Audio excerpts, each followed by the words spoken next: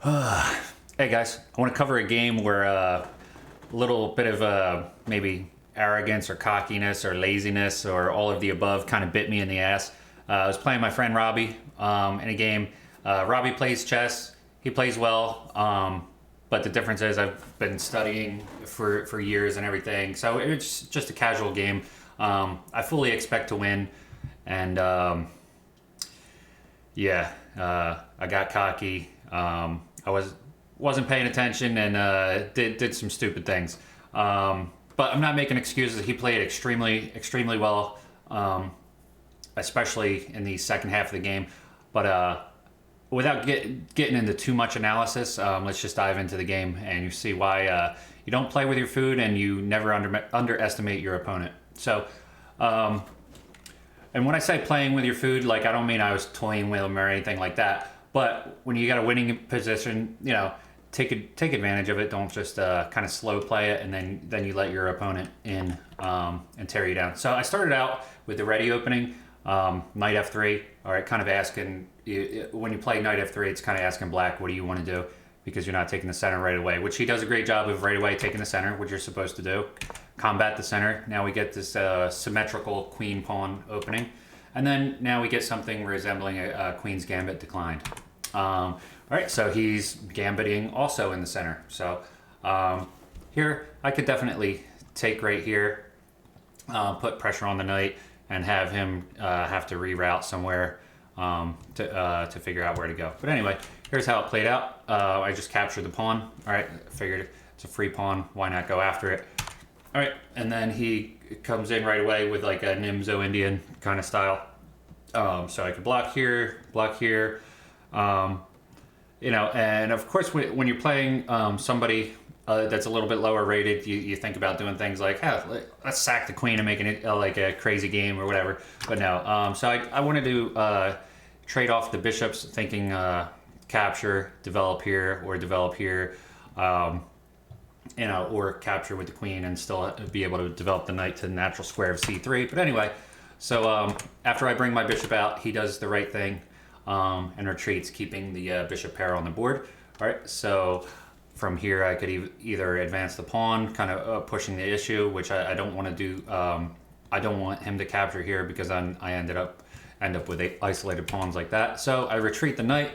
All right, adding further defense here, just getting it back to its natural retreat square, looking to open this pawn, defend this pawn here if this gets captured, and castle kingside. So let's see what happens. He jumps the knight in.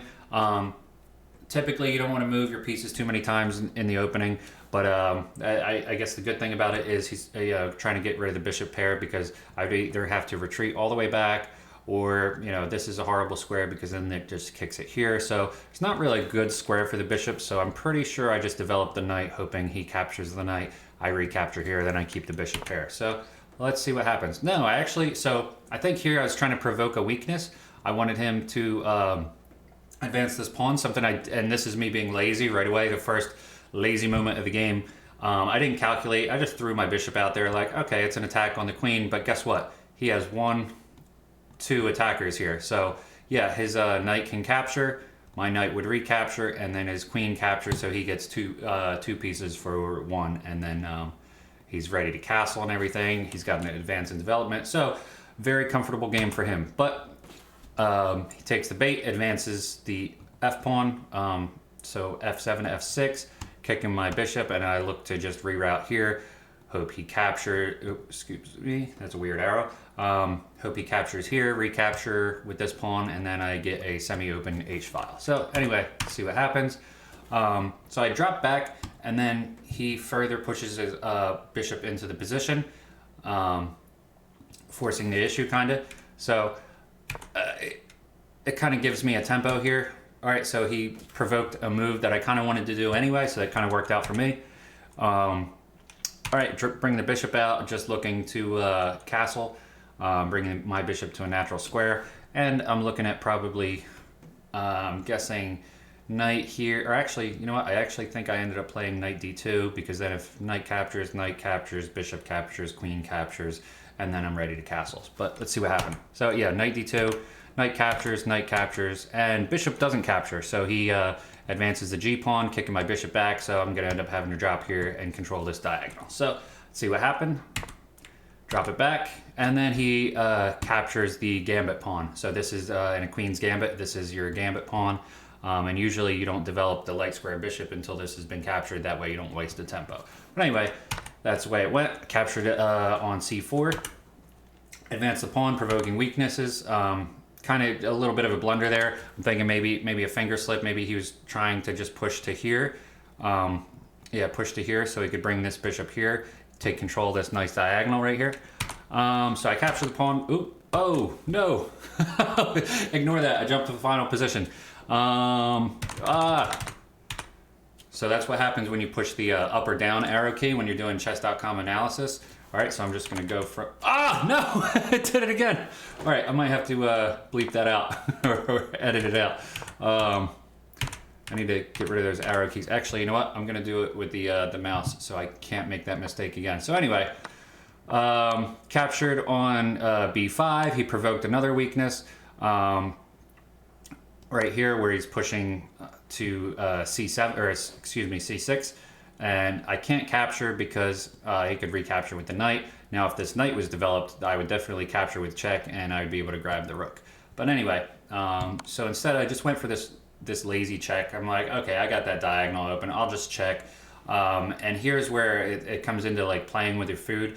I knew that this pin was here and I'm thinking, all right, I'll just either put my king here and not even castle, rook here, maybe a rook here. This will eventually be an open file if I advance this pawn, and it's all good, and I don't have to worry about this bishop because after he figures out what to do with this check, I can just back this bishop out and get it to some good squares. So anyway, he advances the king, and then I start putting together a mating net. All right, now I double attack here, but I still ignore it, I believe. Yeah, I go for the check. Thinking, all right, I have enough bishops on all these diagonals. Excuse me there. All right, we got all these diagonals going on. We got a queen controlling everything. I'm thinking, yeah, this is a mate in a few. Like, I'm not even going to calculate. I'm going to figure it out. Meanwhile, I'm like watching something on Netflix, just making moves. Like, boom, whatever. I'm going to grab pieces left and right. I'm trying to put together a mate. I keep looking at this square because I know that's where he's got something covered, so I can't check from there. So anyway, brings the king in. Now, look at this. I've got this crazy diagonal setup. I'm thinking, how can he stop this? You know, there's no way. His only escape square is right here, and I probably missed a checkmate somewhere. I'm almost positive I did. What I was looking at, even if I check here, now he just retreats to this corner, and my bishop doesn't have this. So I don't have enough moves in the position because I have to worry about this threat. Bishop grabs here, and then I go here, and then I'm worried about the queen coming in and bad things happening. So anyway, I want to keep my bishop on the board too, so that's why I don't want to, you know, just check, push here, and then not be able to find the mate. So anyway, I just grab the rook, lazy move, and grab the rook. He gets out of the way. I grab another bishop, still protecting this bishop, knowing that, all right, I dropped the knight, but I have too many pieces here. I'm thinking there's mates all over the board, I think, anyway, and I don't find it. So anyway, I get the king out of the way. Queen's looking to come right here, coming down to b2, and then it hits the rook, and then I have nowhere to put the rook. It's not like I can come here. It's just completely ugly position. So I'm going to keep going for checks, I think. Oh, no. So I block b2 by dropping the bishop back. All right. Advances the pawn, probably looking to kick the bishop. All right, check. Just I know the queen's blocked by his own pawn, so I can drop that check back, look for another mate with... I've got a million bishops and diagonals and all kind of stuff going on. I still can't find the mate. So I'm checking, blocks with the knight, and right here, I believe I should have just captured the knight. Here's where I believe I started getting lazy again. Captured the bishop, wanting to get out of there, and completely missing the check right here that eventually leads to some bad stuff. So you'll see what I mean here. So check, get my king out of the way, check, and then I just keep walking up the board. I'm thinking all's good. There's no checks in the position. Can't come here and grab the queen. I purposely put my queen here.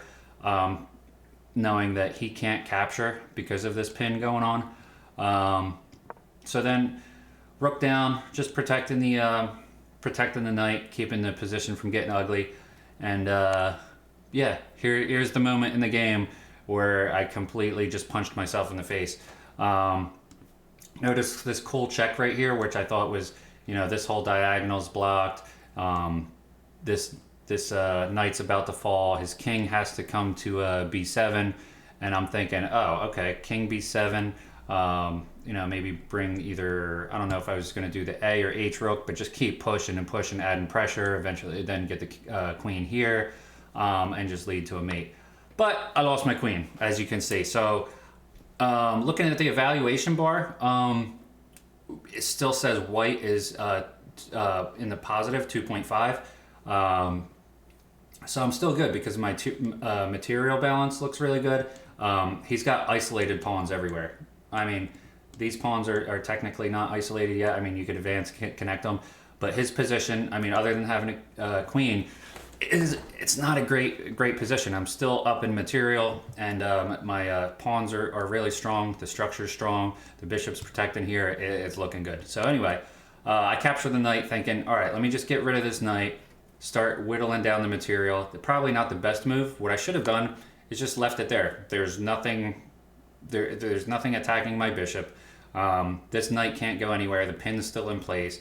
I should have got my rooks in the game right away. So anyway, capture, and now I'm just, oh, okay, I'll apply pressure, eventually get this rook in the game. I still got this nice diagonal, so, and it would have been great to play a rook here because it's protected, check, move out of the way, or move out of the way wherever, and grab the queen. And also, actually a rook right here, that would be mate, because it blocks off here, this king's got nowhere to go. So anyway, further messed up the game, and we're on move 33 of, I won't tell you how many moves this game is, don't worry, I'll try to run through these pretty quick. So anyway, check, drop my king back, check, getting out of the way. I didn't want to come here because it just gives the queen further reach into the position, so I came there. Now I'm looking at dropping this pawn. I'm worried about advancing this pawn because then this pawn becomes weak because over, down, and things are getting ugly. So that's what I had to do, advance the pawn, play the rook up, just going for a quick attack. Now the evaluation bar immediately drops to black being in the lead, 7.62. That's the evaluation that it's giving. So totally not in my favor. That's about the rook, the worth of a rook and almost 3 pawns, or a rook and a piece. So I was just thinking, hey, let me go after this pawn right here and start knocking off some stuff. And all right, it swings back in white's favor a little bit. Maybe that wasn't the most accurate move. Let's see what the computer was suggesting. Right here, it was suggesting queen takes c5. Oh, it's a free rook. So check this out. I don't know how I didn't even notice that. This rook is free because my pawn can't capture. If my pawn captures, I'm putting myself in check. So I just gave a free rook, playing completely horrible. So anyway, all right, queen gets out of the way. I grab the pawn, and now this is what I was afraid of. I'm pretty sure I probably jumped back here just trying to block. Yep, went there. All right, and now I just go after yet another pawn, completely giving him the advantage. I don't know why I did that, because I allow this tactic right here, which, hey, did he find it? Yep, he found it. Queen check, grab the rook. Why did I not just grab his rook, and then I'd have all these pawns, a bishop, a rook, like life is good, right? But no, instead, get my king out of the way, lose the rook, and now we look at the thing I was worried about before, which, there's ways to get to it. Queen here, grab this, yeah, ugly stuff. There's also the worry of check, all right, check. If I drop back here, then we get this check and grab this rook. So ugly stuff, don't want that to happen. So I go for this, attacking the rook, drop back here. Maybe I can start to develop something where I'm running these uncontested pawns here. So he drops back and I get the square that I want, and he continues the threat. Now, it's getting dangerous. I got to worry about this rook. There's no good squares. Anywhere I go, if I go here, I get check, or if I go here, I get check, grab the rook. All right. If I go here, it's not really much better. There's so many squares, everything's falling apart, and the big threat is right here. Notice the queen and rook converging on this what is that, the e3 square. No bueno. So it's not looking good. So I swung my rook all the way over here thinking I can retreat my king here and then kind of find safety on these two squares. Hopefully at some point bring my bishop in to protect. So anyway, I'm going to run through these next few moves. These were kind of forced. All right, I'm trying to get out of there. This pawn was hanging. It didn't go for it because he's going for an attack. So right here, I got really scared. He played e6. All right, this is a forced, pretty much a forced mate right here. Check here. All right, I can't go down because the queen. All right, so check here. Can't go here. Oops, can't go here because of the queen. Can't go here because the rook's going to be grabbing that. Can't go here because queen right here is mate. Can't go here because queen right here is mate. So here I have almost no moves. So what do I play? Bishop here, hoping for grab, and I'm going to play this out with being some pawns up and hopefully get my rook into the game doing something. I don't know where, but I was saying, hey, it's my last ditch effort to try and drop the bishop here, king over, and hopefully try to make a fortress type position. So he doesn't go after what he could have done, just rook over and check and start that. So I get my bishop where I want it. All right, hide the king. And now the reason I went here is so I can start a pawn advance. All right, so this pawn's protected. This pawn is protected by the king, but it's not looking good. So I'm looking to advance, support the position, hopefully not lose anything. Really worried about this pawn because this pawn's going to roll and become a queen. Let's see what happens. So he's pinning my bishop, so I'm going to support it while kicking the queen. All right, and I drop a pawn. As of right now, the material balance isn't too crazy because I'm up, 4 pawns to 2, but the hard part is being the queen versus bishop because I've got 2 rooks, but it's queen versus bishop. So check, block. All right, and we start advancing our pawns, and then I'm really hoping for a perpetual right here where rook up, queen down, then they just go back and forth, check, block, move. And after 3 times, I don't know if Robbie knew it or not, but I was hoping he didn't know about a perpetual check, and he goes for the perpetual check, and it's a 3-fold repetition, and game over, it's a draw. That didn't happen. So I block with the rook again. He gets queen out of the way. Great move, and now I'm kind of stuck. I'm in what's called a Zugzwang. If you don't know what a Zugzwang is, look it up. German word for you're in a position where you don't have any good moves. So this isn't a 100% Zugzwang position, but it's pretty damn close. So, all right, play the most normal looking move, just going after the passed pawn, which right now is like one of the most dangerous pieces on the board. I mean, obviously the rook and queen are enough of a battery to end things, but I don't want this passed pawn on here either, in case things trade down and then my king alone isn't gonna get to this passed pawn in time without being stopped by the queen. So he defends it. All right, and I now have a double attack here. My big worry is I cannot capture this pawn, even though he only has 1 piece defending it. This is what I was worried about. If I were to capture with the rook, you get check, block, and then just the queen comes up top. You get out of the way. You end up getting checks. You're dropping pieces, and the bishop will drop. More so after this move. I completely messed up here by giving away this diagonal. This diagonal is completely horrible to give away because, once again, I cannot capture like this.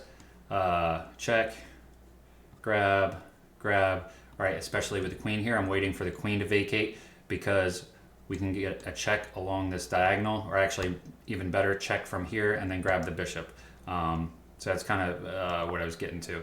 And yeah, here's the position I'm worried about.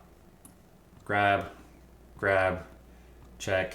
All right, then it's really easy to get my rook through just checking off of diagonals, trying to get me onto a dark square to coordinate with it. All right, so I end up playing this. Not really a great move. Not a great move at all.